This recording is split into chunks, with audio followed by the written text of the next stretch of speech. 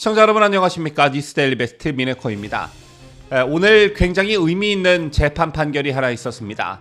당시 꽤 논란이 되었던 사건이었는데 서울시가 코로나19 확산 책임을 물어 사랑제일교회와 전광훈 목사에게 46억 원을 물어내라는 소송을 냈지만 1심에서 패소했다는 소식이 오늘 있었습니다.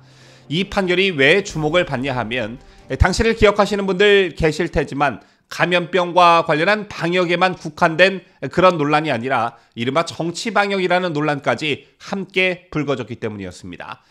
자, 오늘 재판부의 판결을 보면 국가나 지방자치단체가 개인 및 단체의 형사처벌이나 과태료 등을 넘어 손해배상 의무까지 부담시키는 것은 지나치게 과도한 측면이 있다는 것이었습니다.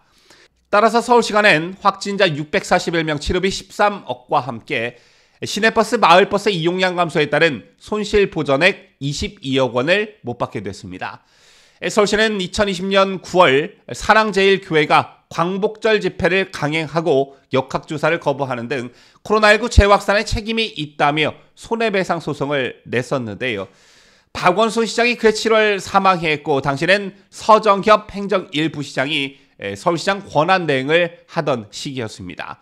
이때를 즈음에 어떤 일들이 있었느냐, 왜 정치방역이라는 논란이 일었느냐, 중앙방역대책본부, 이를 줄여 중대본, 그리고 평택시청과 오산시청은 평택 65번 확진자 감염 경로를 광화문 집회 관련이라고 공지했습니다. 따라서 대다수의 국민들은 평택 65번 확진자가 8월 15일에 열린 광화문 문재인 정부 규탄 집회에 참석했다고 여겼습니다. 따라서 이 집회에 대한 국민적 원성이 드높았고 대다수의 언론들은 마치 마녀 사냥하듯 전광훈 목사를 비롯한 집회 참석자들을 맹비난하는 방송을 쏟아냈었는데요. 하지만 논란의 평택 65번 확진자는 종강역 근처에서 진행된 민노총 집회에 참여한 조합원이었습니다. 중대본과 두 시청이 일부러 감염 경로를 뒤바꿨는지 아니면 실수로 틀린 정보를 제공했는지는 알 수는 없지만 실수라고 하더라도 고의성을 의심받기에 충분한 상황이었습니다. 더군다나 두 시청의 시장은 더불어민주당 소속이었습니다. 또 활발한 우파 시민단체 활동을 하고 있는 엄마부대 대표 주옥순 대표가 확진 판정이 나자 주 대표의 거주지를 관할하는 서울 은평구청은 주 대표의 동선을 주민들에게 알리면서 이름을 실명으로 썼습니다. 이 구청은 그동안 다른 확진자의 실명은 감춰왔는데 알고 보니 은평구청장도 더불어민주당 소속이었습니다. 그런데 비슷한 시기에 또 어떤 일이 있었느냐? 김원웅 당시 광복회장이 국회 소통관 연단에 올라 이승만은 친일파라며 열변을 토하는 일이 있었습니다. 그런데 당시 김원웅은 마스크를 쓰지 않았었는데요. 이는 명백한 서울시 행정명령 위반이었습니다. 더군다나 그날 국회 사무처는 소통관 사용 신청권자만 연단에 오를 수 있다는 박병석 국회의장의 지침을 발표했는데요. 사용 신청권자인 최강욱 열린민주당 대표는 연단에 설 수가 있었으나 김원웅은 연단에 오르면 안 되는 것이었습니다. 그럼에도 불구하고 이 건은 전광훈 목사나 주옥순 대표의 건처럼 큰 논란이 되지 않고 그냥 어물쩍 넘어갔습니다. 만약에 당시 야당이었던 미래통합당 의원이 소통관 사용 신청을 했고 보수단체 대표가 그 대신에 마스크도 쓰지 않고 연설을 했다면 아마 청와대와 더불어민주당은 그리고 좌파 언론은 개거품을 물고 달려들었을 겁니다. 저처럼 당시 문재인 정권의 방역을 보면 방역에 있어서도 내 편과 네 편을 철저히 나누고 정치 방역을 했다는 흔적들을 쉽게 찾을 수 있었는데요. 심지어 문재인까지 나서서 모여서 선동하거나 힘자랑하지 말라는 한 목사의 글을 페이스북에 올리는 일도 있었습니다. 그리고 청와대 회의에선 어떤 종교적 자유도, 집회의 자유도, 표현의 자유도 국민에게 엄청난 피해를 주면서까지 주장할 수는 없을 것이라고 언급했는데 일반적으로 보면 맞는 말이긴 하지만 광화문에서 정부규탄 집회를 연 전광훈 목사 등을 겨냥한 것으로 해석되는 말과 글들이었습니다. 그렇다면 당시 문재인 정권은 왜 그랬을까요? 당시에 코로나 재확산의 책임이 정부에겐 없다는 것을 알리기 위해 무언가 탓캣이 필요했던 것입니다.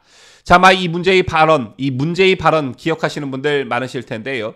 당시 여당이었던 더불어민주당이 보수단체의 광화문 집회를 코로나 확산의 주범으로 몰아가고 있는 가운데 당시 당권 주자였던 김부겸 전 의원이 전가군 목사와 사랑제일교회 등 광화문 집회 주최자들을 가리켜 테러 집단이라고 주장하면서 미래통합당을 그 배후로 지목하는 일이 있었습니다.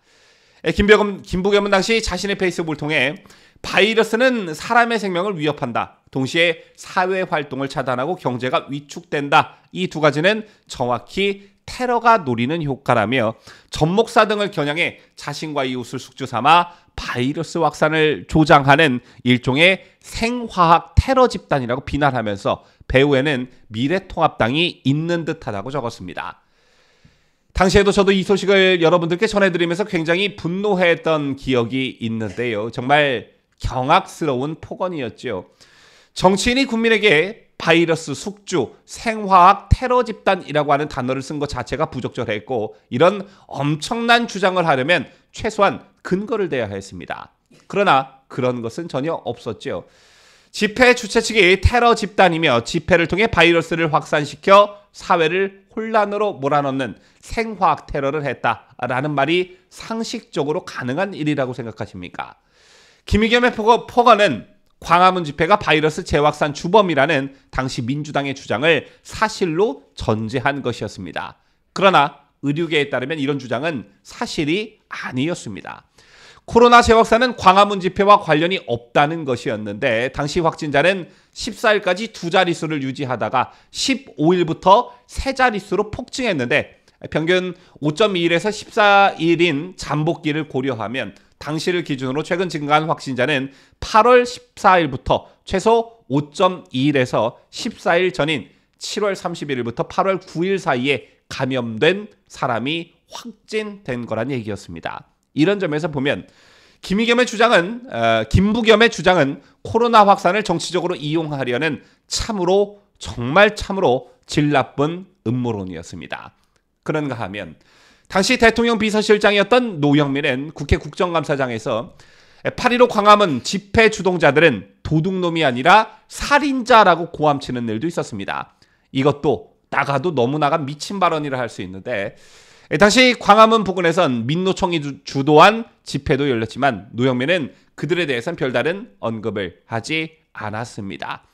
자신들을 지지하지 않는 사람들을 같은 국민이 아니라 적으로 생각하면서 증오하는 공개적 발언이었고 거기에서 한 발 더 나아가 살인자라고 했습니다. 노영민 논리대로라면 코로나 사태 초기 중국발 입국을 막지 못해 코로나를 확산시킨 당시 문재인 정권의 책임자들이 더 중대한 살인자들이었지요. 어쨌든 당시 문재인 정권은 방역이라는 말 앞에 K자를 붙여 K방역이라며 엄청난 홍보를 해댔습니다. 그런데 실상은 정치 방역 그 이상 그 이하도 아니었습니다. 국민들을 향해 살인자라고 한 노영민, 국민을 생화학 테러 집단이라고 말한 김부겸, 절대 잊어서는 안 될 듯합니다. 지금까지 저는 자유대한민국을 소화하는 뉴스데일리 베스트 민앵커였습니다.